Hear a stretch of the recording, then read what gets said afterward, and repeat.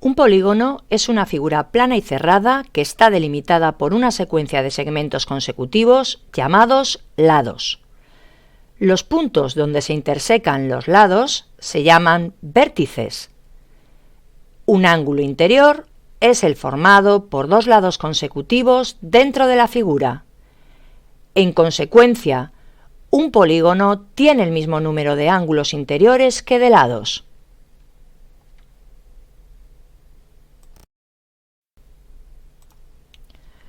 Un polígono es regular si tiene todos sus ángulos y todos sus lados iguales. Si alguno es distinto, el polígono es irregular.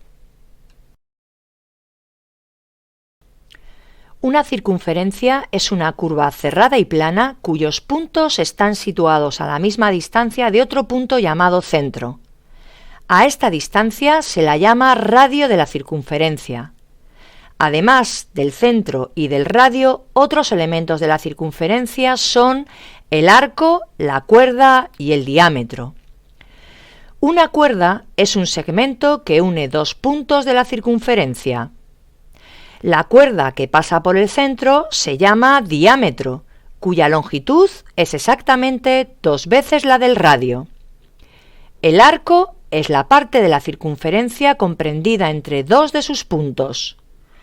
Un círculo de centro O y radio R es la parte del plano limitada por la circunferencia de centro O y radio R. Un polígono regular puede inscribirse en una circunferencia.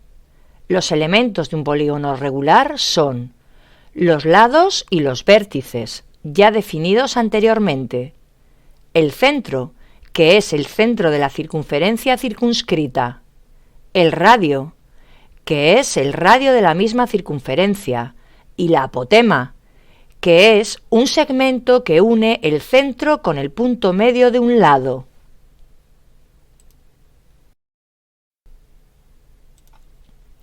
Un triángulo es un polígono de 3 lados. Clasificaremos los triángulos en función de la longitud de cada uno de sus lados y de la medida de sus ángulos. Y atendiendo a este criterio, podemos diferenciar 3 grupos. Los triángulos escalenos, que tienen todos los lados y todos los ángulos desiguales. Los triángulos isósceles, que tienen 2 lados y 2 ángulos iguales. Y los triángulos equiláteros, que tienen sus 3 lados y sus 3 ángulos iguales.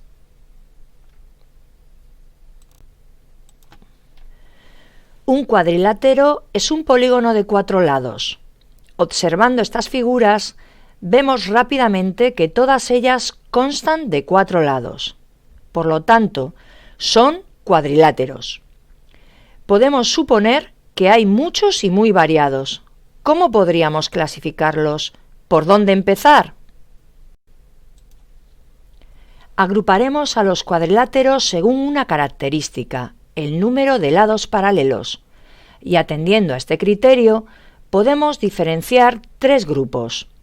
Los trapezoides, que no tienen lados paralelos, los trapecios, que tienen 2 lados paralelos, y los paralelogramos, que tienen los lados paralelos 2 a 2. Veamos con más detalle cada grupo. Empezamos con los trapezoides, que como se dijo anteriormente son cuadriláteros que no tienen ningún lado paralelo. Y en este caso resaltamos 2 grupos, ya que podemos encontrarlos de forma más habitual. Trapezoides escalenos, si todos los lados son distintos, y trapezoides deltoides, si tiene 2 pares de lados consecutivos iguales. Si doblamos estos últimos por la mitad, vemos que las 2 partes coinciden exactamente, por lo que tienen un eje de simetría, algo que no sucede nunca con los trapezoides escalenos. Continuamos con el siguiente grupo de cuadriláteros, los trapecios. Estas figuras planas tienen 2 lados paralelos que llamaremos bases, en concreto base mayor y base menor. Se clasifican en trapecios escalenos. Todos sus lados son distintos. Recuerda que los triángulos escalenos son los que tienen todos sus lados diferentes. Trapecios isósceles. Los lados no paralelos son iguales, es decir, tienen dos lados iguales. Recuerda que un triángulo isósceles tiene dos lados iguales y el tercero distinto. Trapecios rectángulos. Tienen dos ángulos rectos. Otra vez, el nombre nos recuerda a la clasificación de los triángulos, ya que un triángulo rectángulo tiene un ángulo recto. Como ves, se usa una misma palabra para describir características iguales en polígonos diferentes. El tercer y último grupo de cuadriláteros lo forman los paralelogramos. Tienen los lados paralelos 2 a 2. Este grupo también se puede clasificar en otros subgrupos en función de el número de lados y de qué ángulos tengan iguales. Los subgrupos que quedan son los siguientes. Romboides. Tienen los lados iguales 2 a 2 y sus ángulos también son iguales 2 a 2. Fijaos que los ángulos iguales son los ángulos opuestos. Rombos. Tienen los 4 lados iguales y los ángulos iguales 2 a 2. Rectángulos. Tienen los lados iguales 2 a 2 y los 4 ángulos iguales y rectos. Cuadrados. Tienen los 4 lados y los 4 ángulos iguales. Los ángulos son rectos. El perímetro de un polígono es la suma de las longitudes de todos sus lados. Como caso especial, tenemos el perímetro de un polígono regular.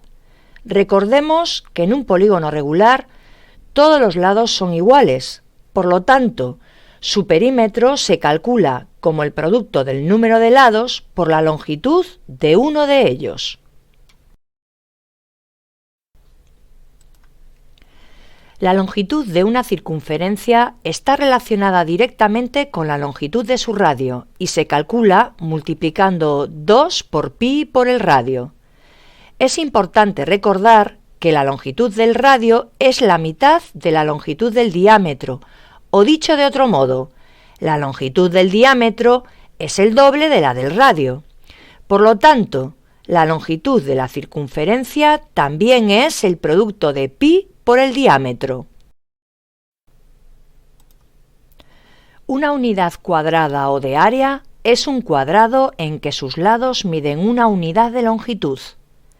Ejemplos de unidades cuadradas son los centímetros cuadrados, los metros cuadrados y los kilómetros cuadrados. ¿Qué entendemos por área? Área de una figura plana es lo que mide la región limitada por los lados de la figura. Calcular el área, es decir, lo que mide una superficie de un polígono o de una figura, es indicar cuántas unidades cuadradas caben en ella. Las áreas más fáciles de calcular son las de los paralelogramos. Empezamos calculando el área de un rectángulo. Dividimos la figura en unidades cuadradas. ¿Cuántas unidades cuadradas lo componen? Podemos contarlas. 1, 2, 3, 4, 5, 6, 7, 8. El área del rectángulo sería de 8 unidades cuadradas. Pero, en vez de contarlas, podemos hallar cuántas son multiplicando número de filas por número de columnas. En nuestro ejemplo, tenemos 2 filas y 4 columnas de unidades cuadradas. Por lo tanto, en total, son 4 por 2 igual a 8 unidades cuadradas. Decimos entonces que el área del rectángulo es de 8 unidades cuadradas. En vez de hablar en términos de filas y columnas, podemos tomar la medida de la base, B, y la medida de la altura, A. La base B sería el número de columnas y la altura A sería el número de filas. En nuestro caso, el área es base, 4, por altura, 2, igual a 8 unidades cuadradas. En general, para un rectángulo cualquiera, hallamos, pues, el área multiplicando base por altura. Área igual a A por B. Una vez que tenemos claro cómo se calcula el área de un rectángulo, podemos deducir cómo se calcula el área del resto de paralelogramos: cuadrado, rombo y romboide.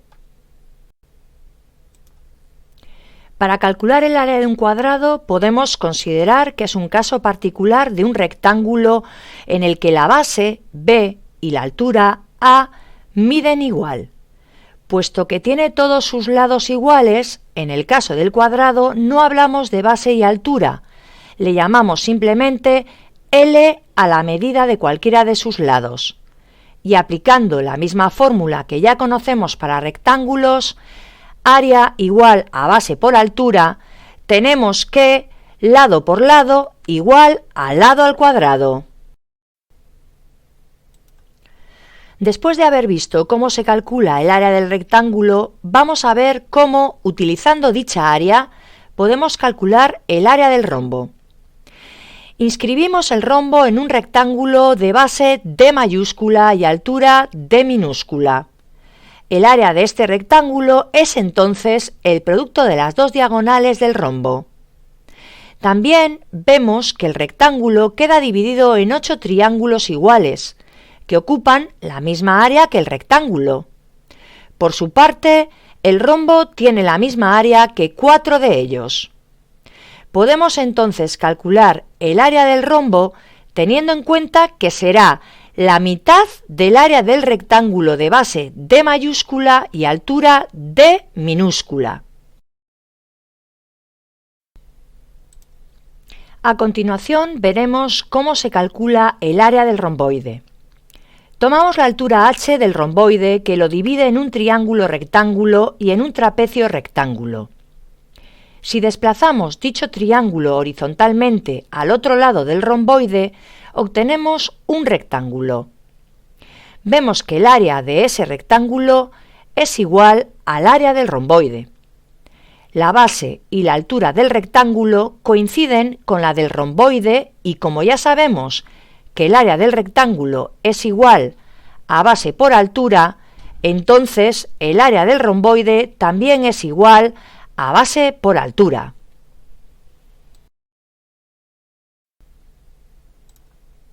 Para calcular el área de un trapecio usaremos un trapecio escaleno, aunque el proceso seguido para el cálculo de dicha área sería el mismo si fuese rectangular o isósceles. Si hacemos un duplicado del trapecio, lo giramos 180 grados y lo acoplamos a la figura inicial, obtenemos un romboide con altura igual que la del trapecio y base la suma de las dos bases del trapecio. El romboide así obtenido está formado por dos trapecios iguales, el original y el duplicado.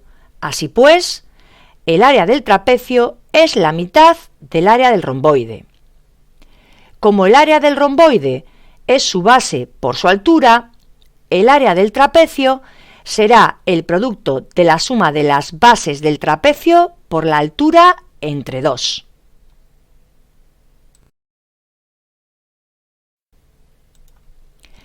Para calcular el área de un polígono regular, vamos a calcular el área de un hexágono.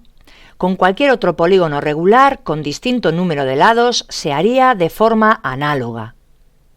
Dividimos el hexágono en 6 triángulos equiláteros iguales, cuyas bases son el lado del hexágono y sus alturas la apotema del hexágono. Así pues, calcular el área del hexágono se reduce a multiplicar por 6 el área de uno de los triángulos. Como el área de cualquier triángulo es base por altura entre 2, el área de cada uno de los triángulos será lado del hexágono por la apotema dividido entre 2. También sabemos que 6 veces el lado de un hexágono es el perímetro. Por lo tanto, el área del hexágono será perímetro por apotema entre 2.